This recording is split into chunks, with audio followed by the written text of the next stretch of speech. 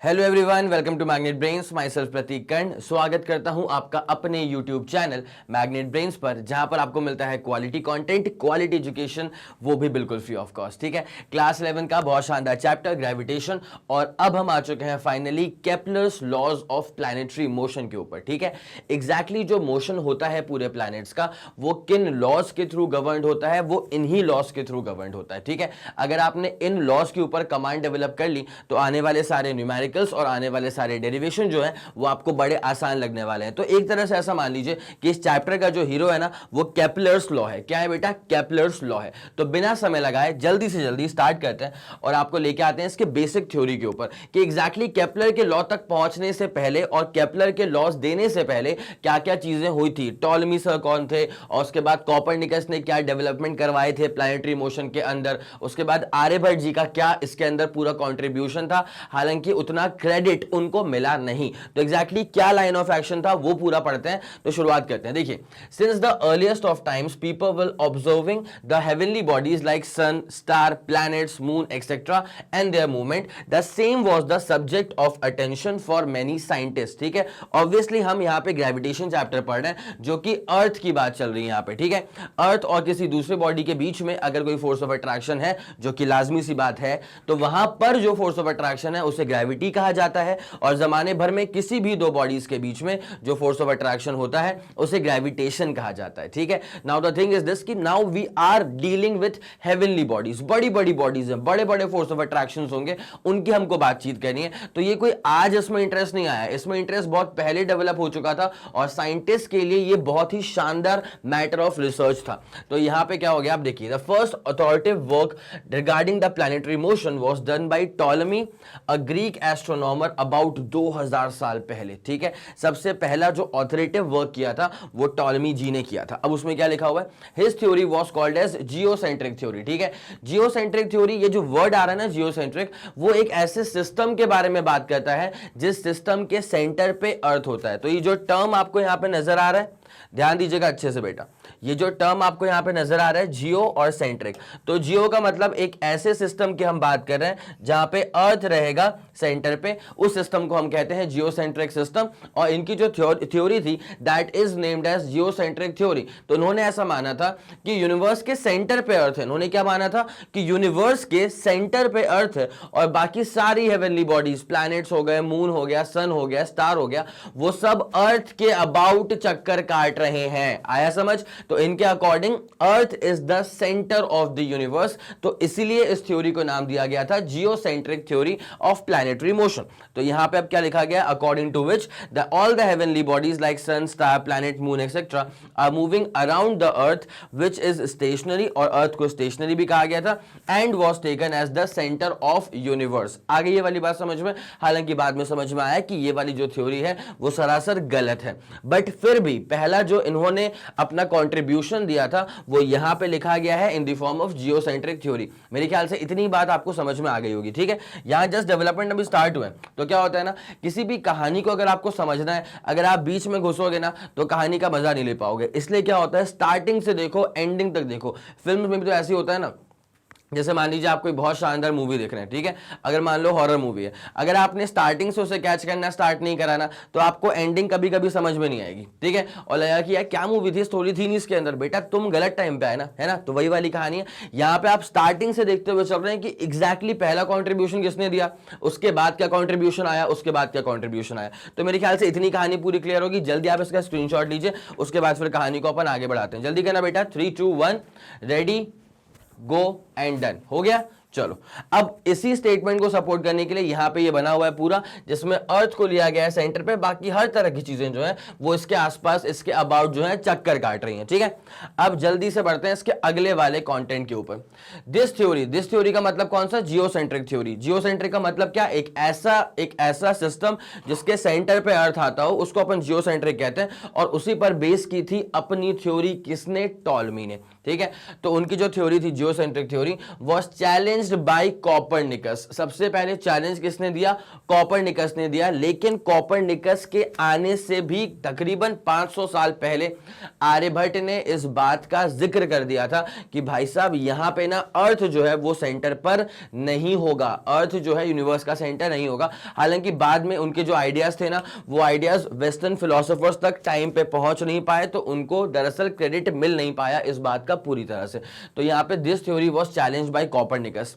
उसके बाद एक और चीज लिखी हुई है कि इन 498 एडी, दैट इज 500 साल कॉपरनिकस के पहले, a great Indian mathematician and astronomer Aryabhata, very celebrated person, from his observations concluded that the various facts can be easily explained by considering that earth revolves around sun and also rotates on its axis। बहुत सारे ऐसे facts हैं जिसको explain करने के लिए अगर आप ये मान लेना कि अर्थ जो है वो सन के आसपास चक्कर काट रही है और अर्थ अपने एक्सिस पर भी रोटेट करे जा रही है, तो आप बहुत सारे फैक्ट्स को एक्सप्लेन कर पाएंगे। कब? क्या मानते हुए कि अर्थ सेंटर पे नहीं है, जबकि अर्थ जो है वो सन के आसपास चक्कर काट रही है और अपनी एक्सिस पर भी रोटेट कर रही है।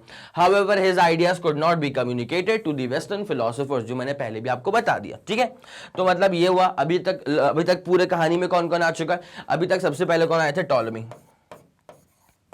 इन्होंने जो थ्योरी दी थी इसको नाम क्या दिया गया? इन्होंने जो थ्योरी दी थी इसको नाम दिया गया जियोसेंट्रिक थ्योरी। इन्होंने जो थ्योरी दी थी उसको नाम क्या दिया गया? Geocentric theory. ठीक है, उसके बाद यहां पे आएंगे कॉपरनिकस। और कॉपरनिकस की जो बातचीत चल रही है ना बेटा, वो आर्यभट्ट के लेवल की चल रही है। इन्होंने ये भी क्या बोल रहे हैं कि भाई साहब इन्होंने चैलेंज करा इसकी थ्योरी को, मतलब वो सहमत नहीं थे टॉलमी की थ्योरी के साथ। तो उनका ये बिल्कुल मानना नहीं था कि अर्थ यूनिवर्स का सेंटर है। उनका मानना दरअसल ये था कि अर्थ जो अर्थ है ना, वो सन के अबाउट चक्कर काट रहा है। ठीक है, तो इनकी जो थ्योरी थी, कॉपरनिकस की जो थ्योरी थी, वो जियोसेंट्रिक नहीं है, ये है हीलियोसेंट्रिक थ्योरी। इनकी जो थ्योरी है वो है हीलियोसेंट्रिक थ्योरी। इसके बारे में अपन बात करेंगे और आपको कॉपरनिकस की थ्योरी का थोड़ा सा एक पिक्टोरियल आइडिया देने के लिए यहां पे ये बना हुआ है। ठीक है, सन के आसपास बाकी सारी चीजें जो है बहुत शानदार तरह से चक्कर काट रही हैं। क्या आपको ये वाली बात समझ में आ गई? ठीक है, तो टॉलमी, उसके बाद फिर कौन? कॉपरनिकस। टॉलमी की थ्योरी जो थी वो तो गलत है ना। अब उसके बाद जरा आगे बढ़ा जाए इसमें। यहां पे लिखा है Copernicus suggested that description of motion of heavenly bodies would be simplified और इजीली एक्सप्लेन किया जा सकता है if we assume that sun is stationary. ठीक है, जो इनके कीवर्ड्स हैं जरा वो समझ लीजिए, ये आपको सहायता करेंगे आगे बढ़ने में। ठीक है, तो यहां पे if we assume that sun is stationary, पहली बात तो ये है कि सन कैसा है? स्टेशनरी है। अब ये जो थ्योरी है ना, इसी को माना जा रहा है ना। तो यहां पे क्या लिखा है कि sun is stationary and earth as well as, सिर्फ अर्थ नहीं बाकी सारे प्लैनेट्स भी, सिर्फ अर्थ नहीं बाकी सारे प्लैनेट्स भी रिवॉल्व कर रहे हैं about the sun, and this theory is therefore called as the heliocentric theory. क्या बोलते हैं इसको? Heliocentric theory. आ गया समझ में? तो कॉपरनिकस ने दी है हीलियोसेंट्रिक थ्योरी, इनसे पहले टॉलमी ने दी थी तुम्हारे पास कौन सी वाली थ्योरी? यहां पे उनकी थ्योरी थी जियोसेंट्रिक थ्योरी। आ गई ये वाली पूरी बात समझ में? तो एक काम करो, जल्दी इसका स्क्रीनशॉट ले लो, बिकॉज ये काफी शानदार स्टेटमेंट है। इसके बाद फिर हम उसमें आगे बढ़ते हैं। जल्दी करना बेटा, जल्दी करना। 3 2 1 रेडी गो एंड डन। हो गया? चलिए ठीक है, तो अब जरा आगे आया जाए। अब सवाल ये आता है कि फिर एग्जैक्टली केपलर कब आए? ठीक है, सबसे पहले कौन? टॉलमी की थ्योरी आ गई, वो हमने देख ली। उसके बाद उससे बेटर कौन सी थ्योरी आ गई? कॉपरनिकस की थ्योरी आ गई। बट वो थ्योरी है, उसमें कुछ ऐसे मैथमेटिकल प्रूफ्स नहीं है, कुछ भी ऐसा प्रूफ नहीं है, कुछ भी हमारे पास ऐसा एविडेंस नहीं है जो कि हम लिटरली पेपर पे दिखा सकें। आया आपको समझ में? किसी भी थ्योरी को प्रूफ करने के लिए ना मैथमेटिकल सपोर्ट देना बहुत जरूरी है। ठीक है, इस बात का अच्छे से आप ख्याल रखिए, किसी भी थ्योरी को सपोर्ट करने के लिए मैथमेटिकल सपोर्ट देना बहुत जरूरी होता है। तो यहां पे जो मैथमेटिकल सपोर्ट है वो किसने दिया? वो केपलर ने दिया। इनके अपने सेट ऑफ लॉज बन गए। 3 लॉज के नाम आपको दिखाई दे रहे होंगे। जब आपने स्कूल में क्लासेस अटेंड करी होंगी, आपके दिमाग में ग्रेविटेशन चैप्टर के साथ केपलर का अटैच होना लाजमी है। केपलर का अटैच होना लाजमी है। अभी सिलेबस पॉइंट ऑफ व्यू से भी ये बहुत ज्यादा इंपॉर्टेंट है। केपलर के लॉज तो आते ही हैं, 3 लॉज हैं। कुछ तो भी है, 3 लॉज तो न्यूटन के भी थे, ठीक है। केपलर के भी कितने हैं, 3 लॉज है, first law, second law, third law. अच्छा वैसे मैं पूछ रहा हूं ऐसे कि न्यूटन के जो 3 लॉज थे वो कौन से थे, ठीक है। अगर आपको याद है, अगर आपको अभी के अभी याद है, because force and laws of motion पहले पढ़ चुके थे, अब क्या आ गया, ग्रेविटेशन आ गया। तो भाई साहब क्या आपको अभी भी याद है कि न्यूटन के 3 लॉज कौन से थे? अगर आपको याद है तो एक काम करो, वीडियो को पहले पॉज करो, कमेंट सेक्शन में जाना, लिख देना सर फर्स्ट लॉ ये, सेकंड लॉ ये, थर्ड लॉ ये। पूरा स्टेटमेंट मत लिखो, ठीक है, बस वो लॉ का नाम लिख दो, नाम याद है ना क्या था, ठीक है। चलो अब एक काम करना, बस ये काम कर लिया आप लोगों ने कमेंट सेक्शन में, okay okay okay, done done done. अब जरा ऐसे क्लियर किया जाए। अब मैं आपको बोल दूं, न्यूटन का फर्स्ट लॉ तो लॉ ऑफ इनर्शिया, सेकेंड था लॉ ऑफ मोमेंटम, और थर्ड लॉ क्या था, for every action there is an equal and opposite reaction, ठीक है। चलिए ओके डन। तो कमेंट सेक्शन में मुझे आंसर चाहिए थे, ठीक है। अब जरा आ जाए केपलर के लॉस के ऊपर, क्या इसकी पूरी थ्योरी है वो जरा समझो अच्छे से बेटा। Kepler carried out the analysis of whole astronomical data on the basis of Copernicus theory, सही बात है। As a result of his investigations he formulated 3 laws of planetary motion, ठीक है। केपलर ने पूरी जांच पड़ताल करने के बाद दरअसल अपने हिसाब से 3 लॉज बनाए जो कि हीरोइक लॉज हैं, ठीक है। वही चल रहा है ग्रेविटेशन के अंदर। केपलर के 3 लॉज आ गए, first law, second law, third law. First law होता है लॉ ऑफ ऑर्बिट्स, बताऊंगा, तीनों पे आराम से करेंगे डिस्कशन इसी लेक्चर के अंदर, ज्यादा समय नहीं लगेगा आपका। केपलर का फर्स्ट लॉ, केपलर का सेकंड लॉ और केपलर का थर्ड लॉ। फर्स्ट लॉ क्या है तुम्हारे पास, लॉ ऑफ ऑर्बिट्स। दूसरा वाला क्या है, लॉ ऑफ एरियाज। तीसरा वाला क्या है, law of periods, that is law of time periods, ठीक है। चलो अब एक काम करा जाए, एक बार जरा इसका भी स्क्रीनशॉट ले लो और कॉपी में इसको नोट कर लो, उसके बाद फिर कहानी में मैं आगे बढ़ता हूं। हो गया बेटा, 3 2 1 रेडी गो, डन हो गया। चलिए ठीक है, ओके डन। अब आते हैं सीधी तौर पे केपलर के फर्स्ट लॉ के ऊपर। तो स्टेटमेंट क्या है केपलर के फर्स्ट लॉ का, ऑब्वियसली स्टेटमेंट लिखोगे तभी तो नंबर मिलेंगे, और फिर उसको सपोर्ट करने के लिए you need to have a diagram. आया समझ की नहीं आया? मैं इस बात को हमेशा बोलता हूं, बहुत स्ट्रेस करके बोलता हूं कि जब भी आप कोई स्टेटमेंट देते हैं ना फिजिक्स में, तो उसको सपोर्ट करने के लिए अगर आपने डायग्राम दे दिया तो आपको मार्क्स मिलने में दिक्कत नहीं आती, कॉपी चेक करने वाले के लिए भी आसान होता है। ये समझना कि बच्चा पढ़ा लिखा है, ठीक है। आगे समझ। अब देखो भाई क्या लिखा हुआ है, बहुत सिंपल सी बात लिखी हुई है यहां पे। Each planet revolves around the sun, that is heliocentric theory according to Copernicus, ठीक है। कॉपरनिकस की थ्योरी, कॉपरनिकस के ही एस्ट्रोनॉमिकल डेटा पर एडवांसमेंट किया, इन्वेस्टिगेशंस किया, फर्दर जांच पड़ताल करके केपलर ने अपने लॉस फॉर्मुलेट करे हुए हैं, ठीक है। नाउ तो केपलर, अच्छा केपलर का जो पूरा बेसिस है, जो उनका पूरा दिमाग आ रहा है वो कहां से आ रहा है, कॉपरनिकस से आ रहा है। तो कॉपरनिकस के अकॉर्डिंग क्या होता है, हीलियोसेंट्रिक थ्योरी।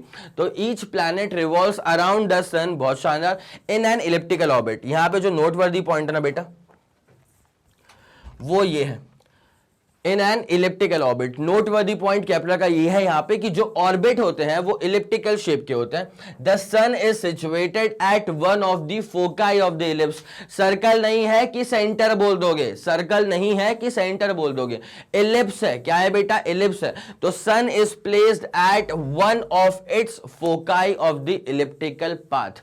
आ गया था समझ में?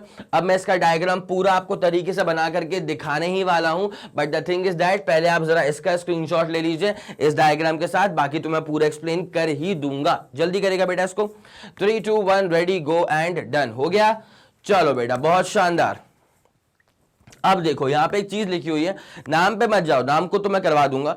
पास वाला पॉइंट है, सन के पास वाला पॉइंट है, पी से पास, पी से पेरिहीलियन, ठीक है। यहां पे एक चीज लिखी हुई है फास्टेस्ट मोशन, ठीक है। भाई साहब इस ऑर्बिट में कौन मूव कर रहा है, इस ऑर्बिट में मूव कर रहा है प्लैनेट, ठीक है। तो जैसे ही जो प्लैनेट है ये पेरिहीलियन वाले पॉइंट पे आएगा ना, तो ये सन के बहुत ही पास हो जाएगा, सन के बहुत ही पास हो जाएगा, डिस्टेंस कम हो जाएगा।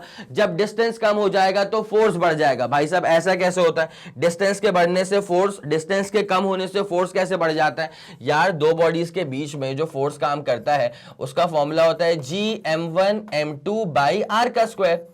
अब जैसे प्लैनेट पेरिहीलियन पे पहुंच गया, पेरिहीलियन का मतलब पास वाला पॉइंट, मतलब सन के पास वाले पॉइंट पे पहुंच गया, डिस्टेंस कम हो गया ना, तो जब आर की वैल्यू कम हो जाएगी तो फोर्स बहुत शानदार बढ़ जाएगा, ठीक है। तो वही कहा गया है कि फोर्स अगर बहुत तेज बढ़ जाएगा, फोर्स अगर बहुत बढ़ जाएगा, तो जो प्लैनेट है उसकी स्पीड का बढ़ना भी तो लाजमी है। आया समझ की नहीं आया? पक्का। तो इसलिए कहा गया है कि ये पेरिहीलियन वाले पॉइंट पे प्लैनेट का जो मोशन है वो फास्टेस्ट है, लेकिन जैसे ये प्लैनेट पहुंचेगा एपिहीलियन पे, डिस्टेंस बढ़ गया, फोर्स कम हो गया। अगर फोर्स कम हो जाएगा तो वेलोसिटी भी कम हो जाएगी। किसकी वेलोसिटी? प्लैनेट की वेलोसिटी। आगे समझ। तो ये स्लोएस्ट मोशन आपको एपिहीलियन पे देखने को मिलता है और फास्टेस्ट मोशन आपको देखने को मिलता है प्लैनेट का पेरिहीलियन वाले पॉइंट के ऊपर। ठीक है, ये आपने पूरा नोट कर लिया होगा। अब जरा मैं आपको एक बार ये पूरा बना के दिखाए तो सो दैट आप पहले वाले स्टेटमेंट को अच्छे से एक्सप्रेस कर पाएंगे।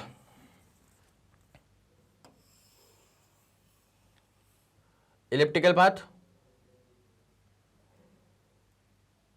ये रहा आपके पास इलिप्टिकल पाथ। ठीक है, फर्स्ट लॉ को पूरा का पूरा अच्छे से एक्सप्लेन करने के लिए, डायग्राम सपोर्ट करने के लिए डायग्राम ये रहा आपके सामने। ठीक है, अब जरा आ जाए तो पहले तो आपके लिए बनाते हैं एक एक्सेस। ठीक है,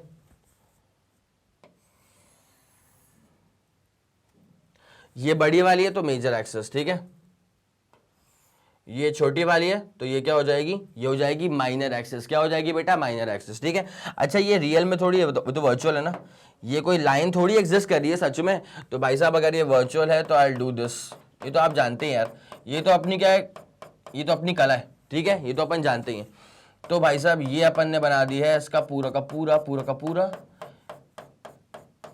मेजर एक्सिस और ये है तुम्हारे पास माइनर एक्सिस। ठीक है, मेरे ख्याल से ये पूरी कहानी जो है वो क्लियर हो रही होगी। अब एक काम करो, इसको नाम दे दो तुम, क्या इसको नाम दे दो ओ, इसको नाम दे दो तुम ओ। ठीक है, अब उसके बाद क्या है कि यहां पे सन प्लेस्ड है, मान लो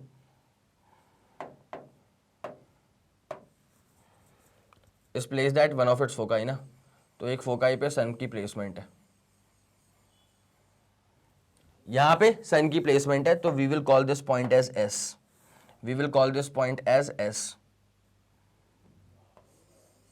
ठीक है, ये सन हो गया। Now the thing is this बेटा कि यहां पे जो पॉइंट आ रहा है ना पास वाला, ये जो पॉइंट आ रहा है पास वाला, इसे कहा जाता है पेरिहीलियन। ठीक है, और ये जो पॉइंट जा रहा है दूर वाला, इसे कहा जाता है एपिहीलियन। यहां बस आपको टर्म्स से क्या है कि वाकिफ करवाया जाता है। तो अब जरा गौर करते हुए चलेगा, sun is placed at one of its foci, तो ये फोकाई वाला पॉइंट हो गया। अब यहाँ पे इसको एक नाम दे दो, ए ना, इसको तो ए नाम दे चुका हूं ना, इसको एक काम करो एक्स नाम दे दो और इसको y नाम दे दो, चलेगा आपको? इतना कोई दिक्कत वाली बात तो नहीं है। तो यहां पता है क्या होगा, ये पूरा तेरे पास मेजर एक्सिस है, p से a क्या है तेरे पास? Major axis. तो o से लेकर के p या o से लेकर के a, ठीक है, o से लेकर के p या o से लेकर के a, इसको हम कह देंगे बड़े प्यार से सेमी मेजर एक्सिस। क्या बोल देंगे बेटा? इसको हम कह देंगे सेमी मेजर एक्सिस। और o से लेकर के x और o से लेकर के y, O से लेकर के x और O से लेकर के y, इस दूरी को हम कह देंगे सेमी माइनर एक्सिस। क्या बोल देंगे बेटा? इसको हम कह देंगे सेमी माइनर एक्सिस, इसको हम कह देंगे सेमी माइनर एक्सिस। ठीक है, आ गई इतनी पूरी बात समझ में? पक्का श्योर है आप लोग? चलिए ठीक है, तो ये सेमी मेजर एक्सिस हो गया और यहाँ पे O से x या O से y क्या हो गया? Semi minor axis. अब ये जो P वाला पॉइंट है इसे कहा जाता है पेरिहीलियन। इसको मैं लिख देता हूं यहाँ पे, ये जो P वाला पॉइंट है this is called as perihelion, और ये जो दूर वाला पॉइंट है this is called as aphelion. बस इतनी सी बात है, आगे समझ। और sun is placed at one of its foci. तो ये सारा कार्यक्रम, ये सारा आपको डिनोशंस एक बार सिखाने पड़ते हैं कहां पे? फर्स्ट लॉ के अंदर। तो मेरे ख्याल से आप समझ गए होंगे। तो आप लोगों ने इसका स्क्रीनशॉट तो ले ही लिया होगा पूरा। अब इसी चीज को सपोर्ट करने के लिए ये रहा आपके पास प्यारा सा डायग्राम। तो जल्दी आप जरा एक बार इसका भी स्क्रीनशॉट ले लो, जल्दी करना बेटा। 3 2 1 रेडी गो एंड डन। हो गया? चलो गजब बेटा, ये वाला केस भी आपका पूरा क्लियर हो चुका है। First law is done. अब अपन आते हैं सेकंड वाले लॉ के ऊपर। कहां पे आएंगे अपन? अब सेकंड वाले लॉ के ऊपर। अब सेकंड वाला लॉ जो है ये बड़ा शानदार लॉ है, इसकी तो बात करनी पड़ेगी, एक तरफा लॉ है। ठीक है, यहां पे आपको दिख रहा है ये वाला डायग्राम और ये वाला डायग्राम। ऑब्वियसली आप ये वाला बना करके तो आएंगे ही आएंगे, बट एग्जैक्टली क्या मतलब है इसका, और ये जो 1 महीने का टाइम पीरियड यहां पे देके रखा हुआ है, इसका क्या मतलब है, जरा सुनते हुए चलना। स्टेटमेंट क्या है इसका? एक बार इसका स्टेटमेंट देख लो, पढ़ लो, उसके बाद फिर मैं इस पर आपसे डिस्कशन स्टार्ट करने वाला हूं। एक बार जरा जल्दी आप इसका स्क्रीनशॉट लें। 3 2 1 रेडी गो डन। हो गया बेटा? चलो, ये वाला केस आप लोगों ने समझ लिया होगा ना। अब क्या लिखा हुआ है, the line joining a planet to the sun sweeps out equal areas in equal interval of time, that is the areal velocity of the planet around the sun is constant. अब इस पूरी कहानी का जो मतलब है वो मैं आपको समझा रहा हूं तरीके से। अगर आप इस डायग्राम को देख पा रहे हैं सही से, ठीक है, टाइम लैप्स में समझो, जैसे ये प्लैनेट यहां पे आया, फिर यहां, फिर यहां, फिर यहां, फिर यहां, फिर यहां, फिर यहां, तो एक एरिया तुमको दिख रहा है शेड होता हुआ बार बार। जैसे ही घूम रहा है प्लैनेट तो ये वाला एरिया शेड हुआ, ये वाला शेड हुआ, ये वाला शेड हुआ, ये वाला शेड हुआ, ये वाला शेड हुआ, ये वाला शेड हुआ। आया समझ? तो ये जो एरिया शेड हो रहा है ना, इसके पीछे का लॉजिक क्या है पता है? अब सुनना क्या होता है, यहां से लेकर के यहां तक, ठीक है, प्लैनेट को जाने के लिए मान लो अपन ने टी अमाउंट ऑफ टाइम दे दिया, ठीक है, क्या टाइम दिया? T amount of time.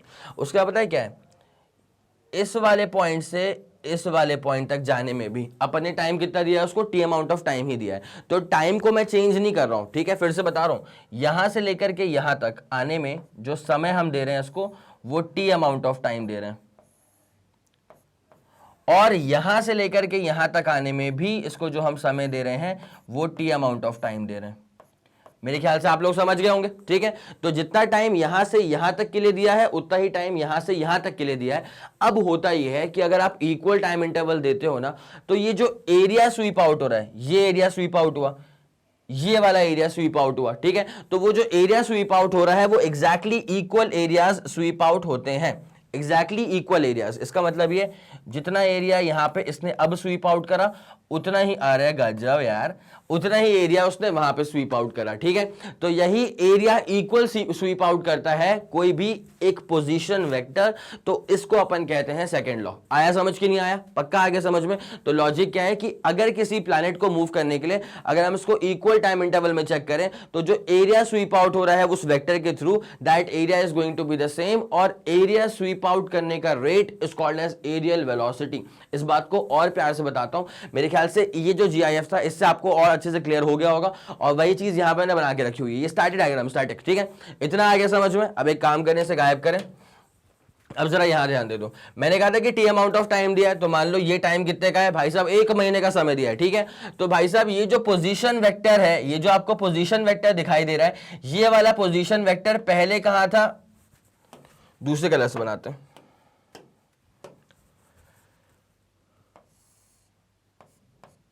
ये रहा पहला पोजीशन वेक्टर, ठीक है। उसके बाद 1 महीने का समय दिया, तो 1 महीने के बाद यही पोजीशन वेक्टर ये हो गया। आ रही है बात समझ में? ठीक है। तो यहां पर एक एरिया स्वीप आउट करा गया, यहां पर ऑब्वियसली एक एरिया स्वीप आउट करा गया, ठीक है। अच्छा भाई साहब, अब उसके बाद उसको बाद जान दो, कोई दिक्कत वाली बात नहीं है। उसके बाद प्लैनेट मेरे को यहां पे दिखाई दिया, तो ये रहा इसका पोजीशन वेक्टर। फिर मैंने उसको 1 महीने का समय दिया, 1 महीने के बाद मैंने उसको ट्रेस आउट करा, तो प्लैनेट यहां से यहां पहुंच गया, ठीक है। तो यहां पर एक एरिया स्वीप आउट कर दिया ना, तो बस सेकेंड लॉ इतनी सी बात करता है कि अगर आप किसी प्लैनेट को मूव करने के लिए इक्वल टाइम इंटरवल देते हैं, then the vector will sweep out equal areas in equal time interval, ठीक है। जितने एरिया यहां पे स्वीप आउट करा है उतना ही एरिया यहां पर भी स्वीप आउट किया गया होगा। It's as simple as that, ठीक है। तो मेरे ख्याल से ये वाली पूरी कहानी आपको समझ में आ गई होगी। अब एग्जैक्टली आप क्या बना करके आएंगे तो आपको जरा मैं दिखा दूं, यहां पे आ जाइए, आ जाओ आ जाओ आ जाओ, देखो फिर से बनाते हैं ऐसे एलिप्स, ठीक है। उसके बाद सन कहां पर प्लेस्ड होगा? At one of its foci. Sun कहां पर प्लेस्ड होगा बेटा? सन कहां पर प्लेस्ड होगा? At one of its foci, ठीक है। तो यहां कहीं इसको प्लेस करा जाए, ये रहा sun placed at one of its foci, ठीक है। अब उसके बाद क्या हुआ बेटा कि प्लैनेट होगा एक, ठीक है, एक प्लैनेट तो रहा होगा, तो इसको लेते हैं अपन ऐसा ही अपना वाला प्लैनेट, ये ले लेते हैं, ठीक है। तो यहां पे क्या है, ये मान ले ये था प्लैनेट, ठीक है। अब फिर मैंने इसको टी अमाउंट ऑफ टाइम दिया, तो टी अमाउंट ऑफ टाइम के बाद प्लैनेट यहां पहुंच गया, कोई दिक्कत वाली बात नहीं, ठीक है। तो पहले जो इसका पोजीशन वेक्टर होगा उसको अपन करेंगे ऐसे शो, उसके बाद जो इसका पोजीशन वेक्टर होगा उसको अपन करेंगे ऐसे शो, ठीक है। तो यहां से यहां तक आने में समय कितना लगा? T amount of time. वैसे ही कुछ समय के बाद प्लैनेट यहां पर भी तो होगा, कुछ समय के बाद प्लैनेट जो है वो यहां पर भी होगा, यहां ले लेते हैं,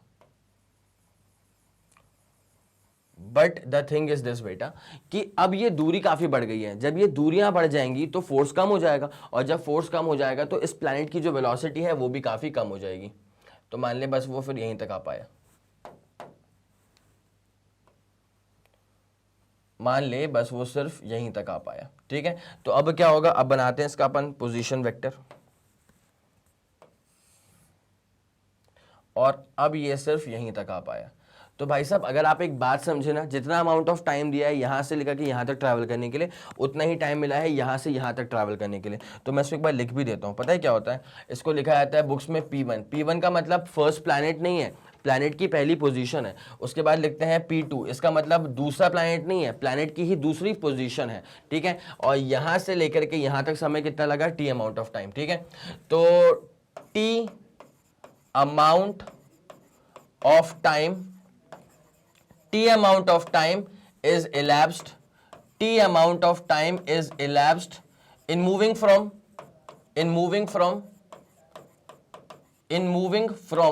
P1 to P2, P1 से लेकर के P2 तक जाने के लिए T amount of time लगा, and also from P3 to P4, P3 से P4 तक आने में भी सेम टाइम लग रहा है, या हम उसको सेम टाइम के बाद ही ऑब्जर्व कर रहे हैं, ठीक है। And also from P3 to P4, and also from P3 to P4, and also from P3 to P4। इतनी बात समझ में आ गई आप लोग को। तो भाई साहब जितना एरिया यहां पे स्वीप आउट हुआ है, ध्यान दीजिएगा अच्छे से, जितना एरिया यहां पे स्वीप आउट हुआ है उतना ही एरिया यहां पर भी स्वीप आउट हुआ होगा, और यही बन जाता है अपने पास सेकेंड लॉ। क्या बन जाता है, सेकेंड लॉ। तो मेरे ख्याल से आपको ये वाली पूरी बात जो थी वो अच्छे से समझ में आ गई होगी। तो यहां पे लिखा हुआ एक और चीज लिखी हुई है कि areal velocity of the planet around the sun is constant. भाई होना भी चाहिए ना, यहां पे एक और चीज है equal, the line join the planet to the sun, जिसको मैं कह रहा हूं पोजीशन वेक्टर। ये जो लाइन थी ना, ये वाली लाइन व्हाइट वाली, इसको मैं कह रहा हूं पोजीशन वेक्टर। और स्टेटमेंट में क्या लिखा हुआ है, this is a line joining the sun to the planet. ये बात भी बिल्कुल लाजमी है ना। अब यहां पे एक और चीज सुनना, जितना एरिया यहां पे स्वीप आउट हुआ उतना ही एरिया यहां पे स्वीप आउट होगा। तो एरिया स्वीपिंग का रेट कांस्टेंट है, और इसी को अपन कहते हैं कि एरियल वेलोसिटी इज कांस्टेंट। क्या बोलते हैं यहां पे कि areal velocity is constant. Here areal velocity.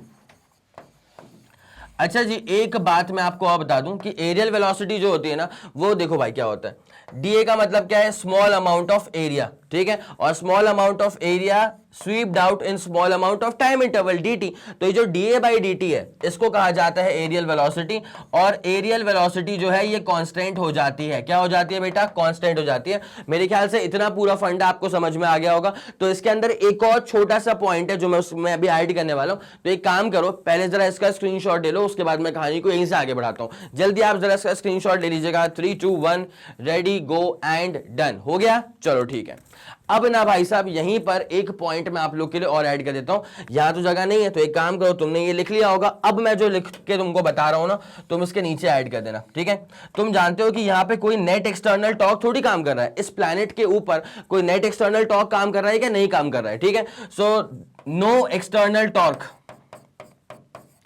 कोई भी एक्सटर्नल टॉर्क एक्ट नहीं कर रहा है। No external torque acts on the planets. Planets पे कोई भी एक्सटर्नल टॉर्क काम नहीं कर रहा है, ठीक है। तो इसका मतलब यह है कि टॉर्क की वैल्यू क्या हो जाएगी, 0। अच्छा एक छोटी सी बात और, टॉर्क क्या होता है पता है, rate of change of angular momentum. अरे मेरे भाई, जैसे rate of change of linear momentum क्या होता है, लीनियर फोर्स के बराबर होता है, तो वैसे ही rate of change of angular momentum क्या हो जाएगा, rotational force, that is torque के बराबर, मोमेंट ऑफ फोर्स के बराबर, टॉर्क के बराबर। आया समझ की नहीं आया। System of particles and rotational motion का रिकॉर्डेड लेक्चर प्लेलिस्ट में डला होगा, आप चाहें तो उसको विजिट कर सकते हैं, ठीक है। चलिए ओके। अब डीएल बाई डी टी क्या हो जाएगा, यहां पे 0 के बराबर। अगर डीएल बाई डी टी 0 के बराबर है, इसका मतलब एल का मतलब क्या होता है, एंगुलर मोमेंटम।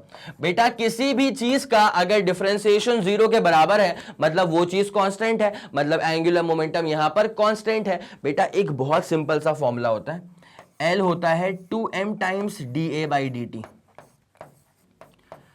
अब ये चीज पूरी कांस्टेंट हो गई है बेटा, मास तो होता है बचपन से कांस्टेंट, इसका मतलब ये हुआ कि अच्छा जी तो dA/dt भी कांस्टेंट है। और अब ये चीज रिलेट तुम कर पाओगे केपलर के सेकंड लॉ के साथ कि हाँ ये बात बिल्कुल सटीक थी, क्योंकि सेकेंड लॉ में वही कहा गया है कि एरियल वेलोसिटी इज कांस्टेंट, और इसको हमने इस वाले फंडे से भी प्रूव आउट कर दिया। तो मेरे ख्याल से ये वाली पूरी कहानी आपको सही से समझ में आ गई होगी। इसका स्क्रीनशॉट तो आप पहले से ही ले चुके थे, अब मौका मिलता है आपको इसका स्क्रीनशॉट लेने का। जल्दी स्क्रीनशॉट लो, सही से नोट करो, उसके बाद फिर कहानी को अपन आगे बढ़ाते हैं। जल्दी करेगा प्लीज। चलो बहुत शानदार, देख लिया आप लोगों ने इस चीज को, है ना। अब यहां पे जो मेन स्लाइड पे चीज लिखी हुई थी कि Kepler second law is based on the law of conservation of angular momentum. अब एंगुलर मोमेंटम क्या होता है, इसकी जानकारी आपको कहां दी गई थी, system of particles and rotational motion नामक चैप्टर के अंदर, ठीक है। अब यहाँ पे जो केपलर का सेकंड लॉ है ना, वो law of conservation of angular momentum पर बेस्ड है। इसका एक बहुत बेसिक फॉर्मूला होता है, वो मैं जरा आपको बता दूं एक बार, तो फिर कहानी आपके लिए और भी क्लियर होगी। एल का मतलब होता है एंगुलर मोमेंटम, P का मतलब होता है लीनियर मोमेंटम, और R होगा उस सर्कुलर पाथ का रेडियस, ठीक है। तो जिस सर्कुलर पाथ में बॉडी मूव कर रही होगी, और तब हमें ख्याल आया होगा कि यार ये बॉडी तो अंडर रेवोल्यूशन या रोटेशन है, तो वहां पे आप निकालना शुरू करते हैं एंगुलर मोमेंटम, ठीक है। L इज इक्वल्स टू क्या हो जाएगा, R क्रॉस P, मतलब अगर आप वेक्टर फॉर्मेट में लिखेंगे तो L is equals to R cross P हो जाता है, ठीक है। Now the thing is this कि अगर आप इसको बेसिक, अगर आप वैल्यू वाइज चलें, तो L is equal to R। अच्छा जी, P का मतलब क्या होता है, लीनियर मोमेंटम, और इसका बेसिक फॉर्मूला क्या होता है, इसका बेसिक फॉर्मूला होता है मास इनटू वेलोसिटी। इसका बेसिक फॉर्मूला क्या हो जाता है, मास इनटू वेलोसिटी। तो मेरे ख्याल से इतनी पूरी जो कहानी है ना, वो आपको अच्छे से समझ में आ रही होगी, ठीक है। चलें अब जरा इसको गायब किया जाएगा बेटा। अब आपको थोड़ा सा ये जो मैंने एंगुलर मोमेंटम कंजर्व करवाया था ना, उसी पर मैंने यहाँ पे चीज़ों को आगे बढ़ा के रखा हुआ था। अब मैं आपको ना एक छोटा सा फॉर्मूला जो है, जिस पर भी न्यूमेरिकल्स आपको देखने को मिल सकते हैं, और न्यूमेरिकल में कोई छोड़ूंगा नहीं, ठीक है। जो न्यूमेरिकल्स के वीडियो आएंगे उस पर भी आप तरीके से बैठ के देखिएगा, सारा का सारा इंपॉर्टेंट पॉइंट मैं कवर करवा चुका हूँ आपके लिए, ठीक है। अब जरा गौर करें, एक बहुत बेसिक सी बात मैं आपसे कर रहा हूँ। मान लो कि जो प्लैनेट यहाँ पे मूव कर रहा है, मान लो कि जो प्लैनेट यहाँ पर मूव कर रहा है, उसका मास कितना है, उसका मास तो लिटरली एम ही होने वाला है। तो भाई साहब P1 तो उसी का पोजीशन है ना, तो P1 P2 P3 P4 ये चारों जो पॉइंट है ना, वो एक ही प्लैनेट के लिए बना के रखे हुए हैं, ठीक है। एक ही प्लैनेट है जो पहले P1 पे था, फिर P2 पे आया घूम करके, फिर P3 पे आया, फिर P4 पे आया, तो मास तो वही रहेगा ना उसका। पर दिक्कत क्या होगी, रेडियस में और वेलोसिटी में। दिक्कत कहां पर होगी, रेडियस में और वेलोसिटी में। जैसे मान लो यहां से यहां तक की दूरी जो है ना, वो R1 के बराबर है। किसके बराबर है, R1 के बराबर है। और उसके बाद भाई मैं इसकी बात कर रहा हूं, ये पहले वाले की बात कर रहा हूं, इसको मैं जरा क्या है बोल्ड कर देता हूं, और ज्यादा इसको मैं जरा और सही से बोल्ड कर देता हूं। मैं पहले सिर्फ इसकी बात कर रहा हूं, और मैं किसी की बात तुमसे करना चाह ही नहीं रहा।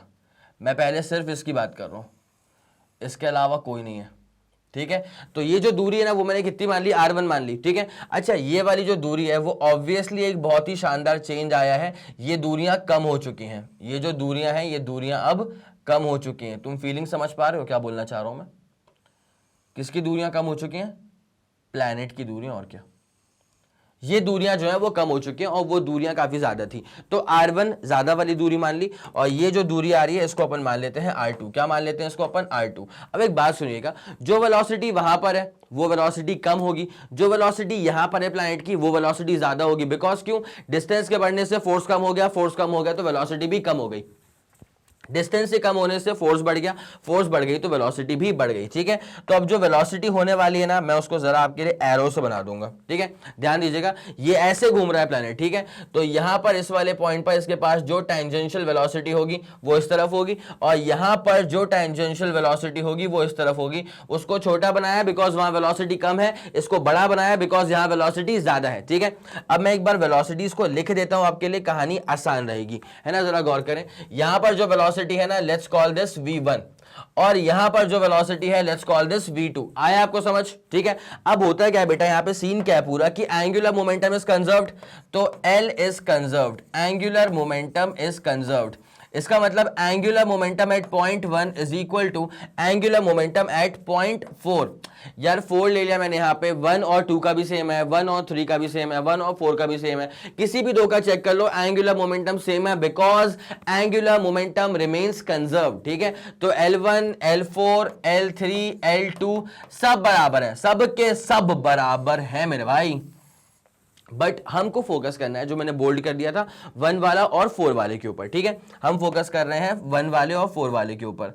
Now we took L1 equal to क्या, L4, सब बराबर ही तो है ना। ठीक है, अब यार L1 का मतलब क्या होता है, एंगुलर मोमेंटम इस प्लैनेट का पहले वाले पोजीशन पे। ठीक है, तो L का फॉर्मूला क्या होता है, R क्रॉस P। तो यहां पे भाई साहब दूरी कितनी है, R1 के बराबर है, दूरी कितनी है, R1 के बराबर। उसके बाद यहां पर लीनियर मोमेंटम का फॉर्मूला क्या होगा भाई, P1 है ना। सिमिलरली ये क्या हो जाएगा, R4 P4। क्या आप समझ गए इस बात को। अब जरा P को खोलना शुरू करना। P का मतलब क्या होता है, मोमेंटम, लीनियर मोमेंटम। तो R1 का टेंशन नहीं है।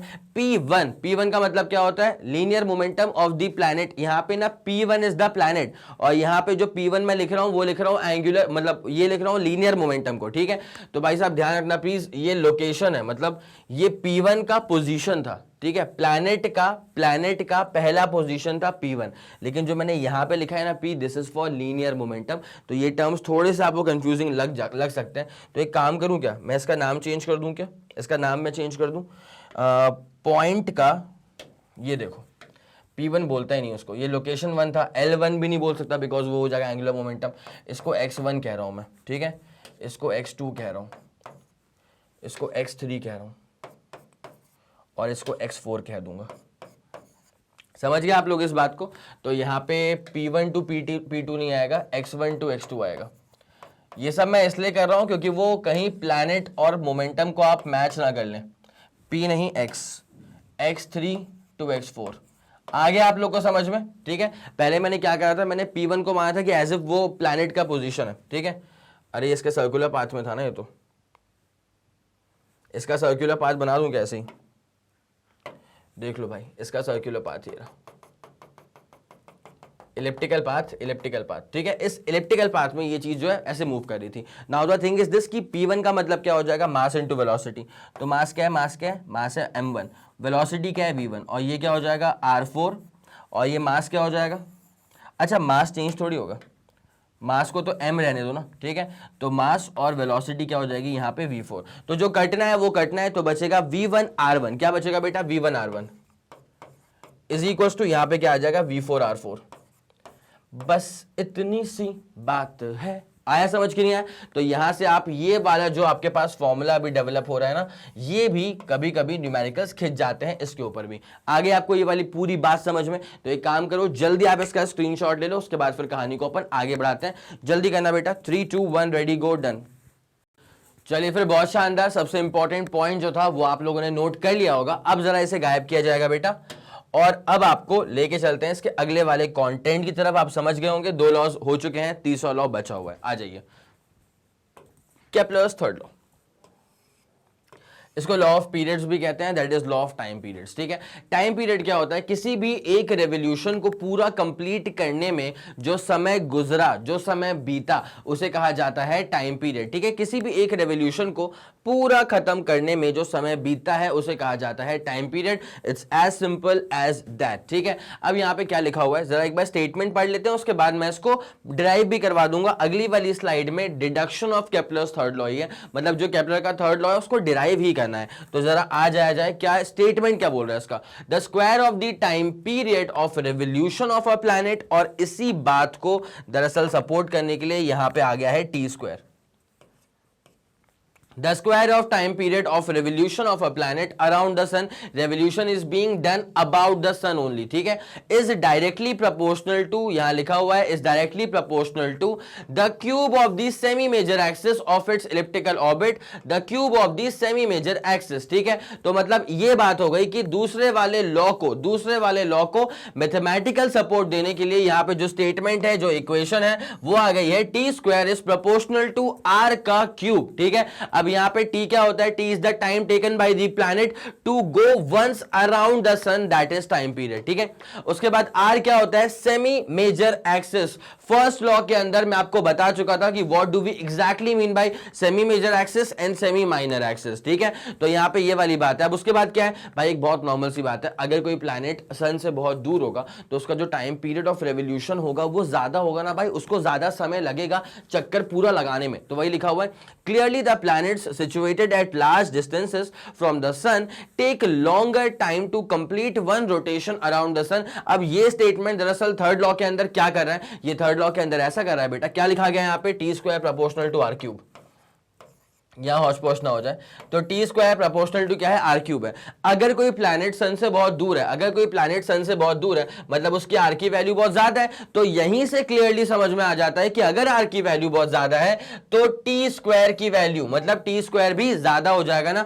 टी स्क्वायर मतलब time to complete one revolution. तो अगर कोई प्लैनेट सन से बहुत दूर है, आर बहुत बढ़ गया, तो उसका टी भी बहुत बढ़ जाएगा, मतलब बहुत ज्यादा समय लग जाएगा उसको एक रेवोल्यूशन पूरा खत्म करने के लिए। आगे ये वाली बात समझ में, चलिए ठीक है। अब क्या होता है बेटा, इसका पूरा डेरिवेशन जो है अब मैं करने वाला हूं आपके लिए, बट इससे पहले आपको एक छोटी सी चीज समझाना बहुत जरूरी है। तो एक काम करो, पहले फुर्सत में एक बार इसका स्क्रीनशॉट ले लो, ठीक है, और कॉपी में इसको नोट कर लेना, यही चीज थी। और इसके बाद मैं इस चीज का डेरिवेशन करके बताऊंगा आपको, और डेरिवेशन करने के लिए एक छोटा सा पॉइंट, बहुत बारीक सा पॉइंट इंपॉर्टेंट है, वो भी करवाता हूं। जरा पहले इसका स्क्रीनशॉट लो, जल्दी करना बेटा।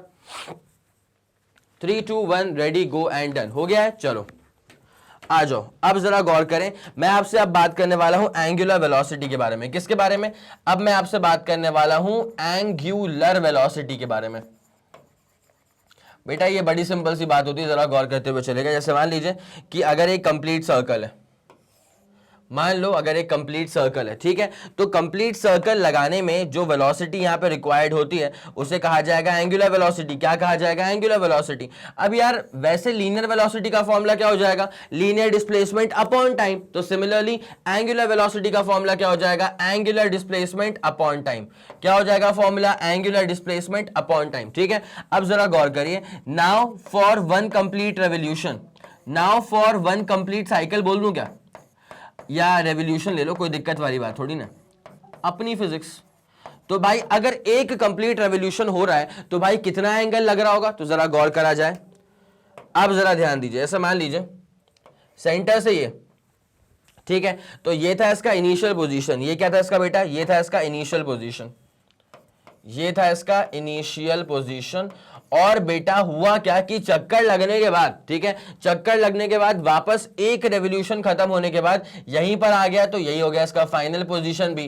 तो भाई कितना एंगल ट्रेस कर लिया, तो इस वाले केस में अगर एक कंप्लीट रेवोल्यूशन होता है तो जो एंगल ट्रेस कर लिया जाता है वो कर लिया जाता है 360 डिग्री के बराबर, जिसको अपन कह सकते हैं 2 पाई रेडियन। क्या बोल सकते हैं इसको, 2 पाई रेडियन। और इसी में जो समय बीता है उसे कहा जाता है टाइम पीरियड। इस समय को ऐसा वैसा आप कुछ नहीं बोल सकते, this is a very special time called as time period, ठीक है। देयरफॉर आप सिंपल तौर पे ये कह सकते हैं कि ओमेगा थीटा अपॉन टी था, तो ये हो जाएगा 2 पाई अपॉन टी। मेरे ख्याल से इतनी पूरी बात जो थी वो आपको अच्छे से समझ में आ गई होगी, पक्का श्योर है आप लोग, ठीक है। दूसरा क्या फंडा है, जो दूसरा आपको फंडा सिखाना था वो सिखाना था अबाउट सेंट्रीपिटल फोर्स। जो दूसरा फंडा सिखाना था आपको वो सिखाना था अबाउट सेंट्रीपिटल फोर्स, ठीक है। सेंट्रीपिटल फोर्स क्या होता है, अगर कोई बॉडी सर्कुलर मोशन में है, क्या बोला मैंने, अगर कोई बॉडी सर्कुलर मोशन में है तो सर्कुलर मोशन में उस बॉडी के ऊपर एक फोर्स काम कर रहा होता है towards the centre, and that force is called as the centripetal force. क्या बोलेंगे उस फोर्स को, सेंट्रीपिटल फोर्स। और सेंट्रीपिटल फोर्स का फॉर्मूला हो जाता है M V square by R. Formula क्या हो जाता है, M V square by R. M वो बॉडी है जो सर्कुलर मोशन एग्जीक्यूट कर रही है, वी उसकी टेंजेंशियल वेलोसिटी है, और आर उस सर्कुलर पाथ का रेडियस है। इतनी बात समझ में आ गई आप लोग को, ठीक है। एक तो ये वाला फंडा है जो कि आपको दिमाग में रखना है अच्छे से, और एक बहुत ही शानदार रिलेशन है जो कि काम आएगा आपको। वो रिलेशन है बेटा v is equals to R omega. वो रिलेशन क्या है बेटा, v is equals to R omega. यहां पे v का मतलब हो जाएगा लीनियर वेलोसिटी और ओमेगा का मतलब हो जाएगा एंगुलर वेलोसिटी, आर क्या हो जाएगा, रेडियस हो जाएगा ऑफ दैट सर्कुलर पाथ। मेरे ख्याल में आपको इतनी बात अच्छे से समझ में आ गई होगी। अब इन्हीं लॉजिक्स पर बेस्ड होने वाला है आपका थर्ड लॉ का पूरा कंप्लीट डेरिवेशन। एक बार जरा जल्दी इसका स्क्रीनशॉट लो, उसके बाद फिर मैं इसके डेरिवेशन पे आता हूं। जल्दी करना बेटा, जल्दी करना। 3 2 1 रेडी गो एंड डन। चलो हो गया, ये वाला पूरा फंडा आपको समझ में आ गया, ठीक है। अब आ जाए, जल्दी देखो बेटा, इसका आप लोग स्क्रीनशॉट ले चुके थे। तो फर्स्ट लॉ क्या था, फर्स्ट लॉ रिवाइज कर लो फट से। फर्स्ट लॉ था लॉ ऑफ ऑर्बिट्स वाला फंडा, वो वाला पूरा क्लियर हो गया होगा। सेकंड लॉ क्या था, सेकंड लॉ था लॉ ऑफ एरियाज के ऊपर। और थर्ड लॉ जो आ रहा है वो आ रहा है law of time period, that is T square is proportional to R cube के ऊपर, ठीक है। अब इसका अगले वाले स्लाइड पे क्या आने वाला है, इसका deduction of Kepler's third law. तो आप लोग एक काम करिए, कॉपी किताब लेके आप बैठे होंगे, फट से हेडिंग डाल लो बड़ी प्यारी सी कि deduction of Kepler's third law अब डिराइव होने वाला है, थर्ड लॉ कैसे निकलता है, ठीक है। मैं यहां पे नहीं करूंगा, मैं ऐसे करूंगा ब्लैंक स्लाइड पे, ठीक है। अब जरा गौर करिए, अगर कोई नियरली सर्कुलर ऑर्बिट है, किसकी बात कर रहा हूं, मैंने पहले ही बोल दिया कि अगर कोई प्लैनेट है, ठीक है, कोई प्लैनेट जिसका मास कितना है, छोटा वाला m, वो अगर सन के अबाउट रिवॉल्व कर रहा है in a nearly circular orbit, तो क्या होने वाला है, तो for a planet m, for a planet जिसका मास है छोटा m, for a planet of mass small m revolving around sun, revolving around the sun, जिसका मास कितना होगा भाई, प्लैनेट का मास छोटा वाला m ले लिया तो सन का मास बड़ा वाला m, ठीक है। तो फॉर अ प्लैनेट ऑफ मास छोटा वाला m रिवॉल्विंग अराउंड द सन, बड़ा वाला m जिसका मास है, इन नियरली सर्कुलर ऑर्बिट, ठीक है। इलिप्टिकल ऑर्बिट वैसे होते हैं, बट हम ले रहे हैं अजम्पशन एक तरह से डेरिवेशन को सिंप्लीफाई करने के लिए कि नियरली सर्कुलर ऑर्बिट, अगर नियरली सर्क्यूलर ऑर्बिट में प्लैनेट मूव कर रहा है तो क्या उसकी कहानी डेवलप होने वाली है। अब जरा गौर करिए आप लोग, यहां ध्यान दीजिए, नियरली सर्कुलर ऑर्बिट ये ले लो, ठीक है। हमने मान लिया कि अपने पास एक नियरली सर्कुलर ऑर्बिट है ना। अब यहां पे क्या है, इसके सेंटर पे सन है। कायदे से क्या होना चाहिए बेटा, कायदे से इलिप्टिकल होना चाहिए, बट अजम्पशन लिया गया यहां पे, तो उसके सेंटर पे क्या आ रहा है, सन आ रहा है। चल जाएगा मेरे ख्याल से आप लोग को, है ना। तो ये सन था, ओके। अब इसके अबाउट ना एक नियरली सर्कुलर ऑर्बिट में कौन घूम रहा है, एक प्लैनेट घूम रहा है, ठीक है। और उस प्लैनेट को बनाते हैं अपन ऐसे, इस प्लैनेट का मास अपन क्या ले लेते हैं, इसका मास ले लेंगे छोटा वाला m, ठीक है। तो ये एक प्लैनेट है, दिस इज द प्लैनेट, और ये अपने पास सन था, ठीक है। इतनी सी बात थी, इसको भी लिख दूं क्या अच्छे से एक बार, ये सन है। अच्छा जी, ये जो दूरी है ना वो किसके बराबर है, रेडियस के बराबर है। तो ये डिस्टेंस जो आ रहा है बेटा वो आ रहा है रेडियस के बराबर, दैट इज आर के बराबर, ठीक है। किसके बराबर आ रहा है बेटा, ये आर के बराबर आ रहा है। अब होता क्या है, ये जब ऐसे मूव कर रहा है ना तो इसके पास एक टेंजेंशियल वेलोसिटी होगी, क्या होगी, इसके पास एक टेंजेंशियल वेलोसिटी होगी। अब जरा गौर करें, इसके पास जो टेंजेंशियल वेलोसिटी है, let's call this velocity as v, क्या बोलेंगे इस वेलोसिटी को, v बोल देंगे। अब भाई साहब सन का मास कितना है, सन का मास आपको पता है कि इसका जो मास अपन लेके चलेंगे वो कैपिटल M लेके चलेंगे, और इसका मास हम क्या लेके चलेंगे, इसका मास हम स्मॉल m लेके चलेंगे। तो यहां पर ना बेटा आपको ये प्रूव करना है कि टी स्क्वायर जो है, यहां पे लिखा था जो टी स्क्वायर था दैट इज प्रोपोर्शनल टू क्या आएगा, आर क्यूब आएगा। ये आपको प्रूव करना है, ठीक है। अब कैसे प्रूव होगा, बहुत सिंपल सी बात है, दो मासेस के बीच में एक फोर्स काम करेगा which is called as gravitational force, ठीक है। तो मैं यहाँ पे लिख दूं एक बार कि ग्रेविटेशनल फोर्स का फॉर्मूला क्या होगा, या तुम बताओ फट से। एक काम करो, जब तक मैं लिख रहा हूँ वीडियो को पॉज करना और जल्दी से कॉमेंट सेक्शन में जाकर एटलीस्ट ग्रेविटेशनल फोर्स का तो फॉर्मूला लिख दो, बिकॉज दूसरा फॉर्मूला होता है सेंट्रीपिटल फोर्स का, मैंने बता के रखा है इस लेक्चर के अंदर, चीटिंग मत करना, ठीक है। एक काम करो फिर तो वीडियो को पॉज करो, चीटिंग बिल्कुल मत करना, कॉमेंट सेक्शन में जाना और उसके बाद दो फॉर्मूले लिख करके आ जाओ, ग्रेविटेशनल फोर्स का फॉर्मूला और उसके बाद लिखना सेंट्रीपिटल फोर्स का फॉर्मूला, बिकॉज यही दो फॉर्मूले हैं जिनको यूज करके हम केप्लर के थर्ड लॉ को जो है प्रूव कर देंगे, ठीक है। तो एक काम करो, वीडियो को पॉज करो, कमेंट में जाओ, ग्रेविटेशनल फोर्स का फॉर्मूला और सेंट्रीपिटल फोर्स का फॉर्मूला जल्दी लिख करके आओ, ठीक है। हो गया होगा। चलो ग्रेविटेशनल फोर्स का फॉर्मूला क्या होता है बेटा, अब तो बता दूं, जी m1 m2 by r का स्क्वायर। तो पहला वाला क्या है, मास सन का मास, बड़ा वाला m, दूसरा वाला क्या होगा, प्लैनेट का मास, अपॉन नीचे क्या हो जाता है बेटा, रेडियस का स्क्वायर। तो ये दूरी कितनी, सर्कुलर पाथ है, नियरली सर्कुलर ऑर्बिट है, ठीक है। तो यहाँ पे जी एम एम बाई क्या हो जाएगा, आर का स्क्वायर। ऑब्वियसली वो छोटा वाला आर, मतलब एक बात सुनो, इसको रेडियस ऑफ अर्थ बिल्कुल मत मानना, ऐसी गलती मत करो भाई, कहाँ है यहाँ पे अर्थ, ठीक है। ये आर क्या है, रेडियस ऑफ सर्कुलर पाथ है, ऑफ नियरली सर्कुलर ऑर्बिट, यहाँ लिख देता हूँ of radius R, nearly circular orbit, यहां लिख देता हूं ऑफ रेडियस आर। इस नियरली सर्कुलर ऑर्बिट का रेडियस क्या था, आर के बराबर, ठीक है। तो अब उसके बाद यहां पे क्या होगा, ये अपने पास क्या बन गया, ग्रेविटेशनल फोर्स बन गया। तो ये हमारे पास बन गई है फर्स्ट इक्वेशन, ठीक है। अब एक और छोटी सी बात मैं आपसे करता हूं, यहां पे ध्यान दीजिएगा अच्छे से, इत्मीनान से बेटा, यहां पर ना सेंट्रीपिटल फोर्स भी काम करेगा, ठीक है। तो centripetal force on the planet को कैसे दिया जाएगा, आप लोगों ने कमेंट सेक्शन में लिख भी दिया होगा इसका आंसर। सेंट्रीपिटल फोर्स बेटा लिटरली पिछले वाले वीडियो में मैंने कहा था कि भाई कमेंट सेक्शन में जी और जी की वैल्यूज लिख देना, और बच्चों ने बहुत शानदार एंथुजियाज्म दिखाया था, कमेंट सेक्शन में आंसर मुझे मिल रहे थे। तो मैं आपका बस यही चाह रहा हूं कि आप ऐसे ही इस वाले वीडियो के अंदर भी जो मैं पूछ रहा हूं, जो मैंने अब तक पूछ लिया है, वो जरा कमेंट सेक्शन में जाकर के एक्टिवली बता दो, ठीक है। अब जरा गौर करना, सेंट्रीपिटल फोर्स का फॉर्मूला क्या होता है बेटा, इसका फॉर्मूला होता है mv स्क्वायर बाई आर। किसका मास लेंगे, प्लैनेट का मास लेंगे जो मूव कर रहा है, ठीक है। तो centripetal force on the planet, centripetal force on the planet m v square by R, ये बन गई हमारे पास दूसरी वाली इक्वेशन। अब क्या बनता है, दोनों को इक्वेट कर दो, it's as simple as that, ठीक है। तो जैसे हम इक्वेट करेंगे फर्स्ट एंड सेकेंड को, जैसे हम इक्वेट करेंगे फर्स्ट एंड सेकेंड को, तो हमें क्या बात समझ में आ जाएगी कि जी एम एम, यहां पे क्या आ जाएगा समझ लो बेटा, G M M by R का स्क्वायर इज इक्वल टू, यहां पे क्या आ गया है, M V square by R. तो मेरे ख्याल से इतनी पूरी कहानी आपको अभी समझ में आ रही होगी। ये वाला पेन चेंज करते हैं, m से m तो निपट गया, ठीक है। तो जो बचेगा ना वो क्या बचेगा भाई, एक और चीज है यार, एक आर से एक आर भी गायब हो गया, ठीक है। इसको जान दो, कोई दिक्कत वाली बात नहीं, जाने दो। तो यहाँ पे क्या हो जाएगा बेटा, जी एम बाई, यहां बचेगा बस r, और ये बचेगा तुम्हारे पास बस v का स्क्वायर। क्या बचेगा, v का स्क्वायर। भाई दुनिया जानती है कि v इक्वल टू क्या होता है, आर ओमेगा। इसके पहले वाले स्लाइड पे मैंने वही जो प्री रिक्विजिट्स थे ना वो डिस्कस कर लिए थे। तो v क्या होता है, आर ओमेगा।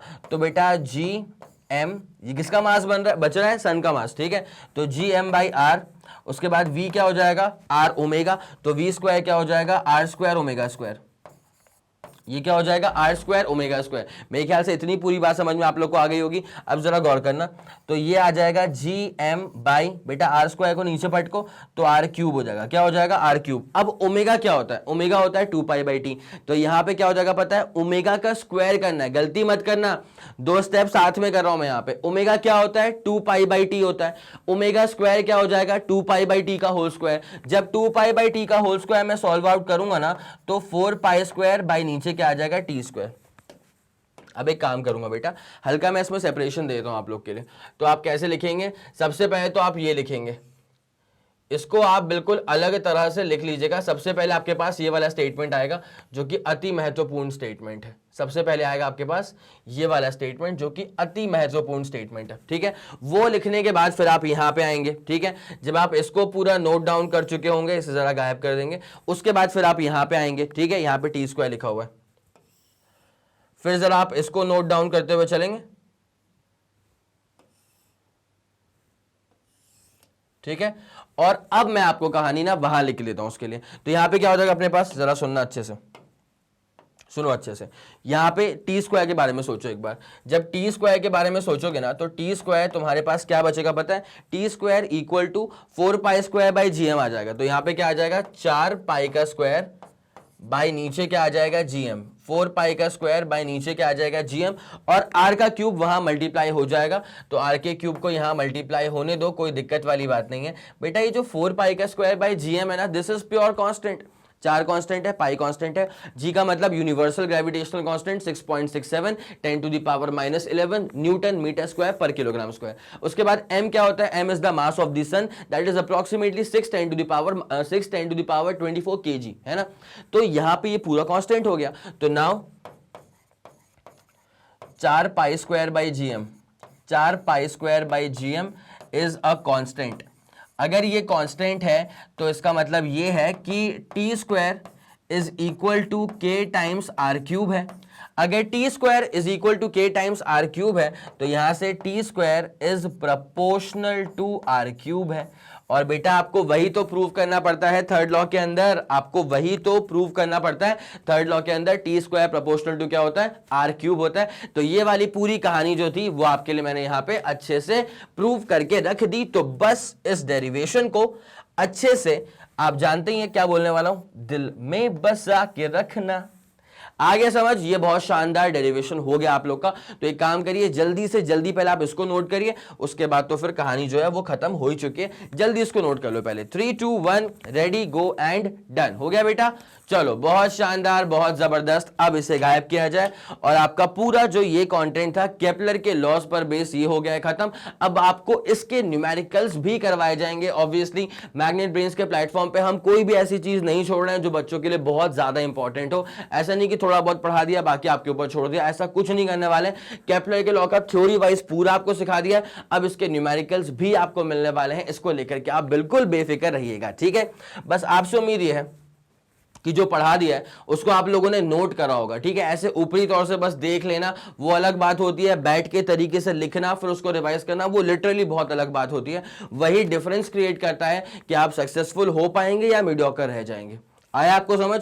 तो मेहनत करते रहो, बने रहो मेरे साथ और मैग्नेट ब्रेन्स के साथ। और मैग्नेट ब्रेन्स आपको जो प्रोवाइड करता है CBSE English medium as well as Hindi medium वाली क्लासेस बेटा, उसके बाद spoken English, CUET, NTSC, olympiad, UP board, Bihar board और एमपी बोर्ड, ठीक है।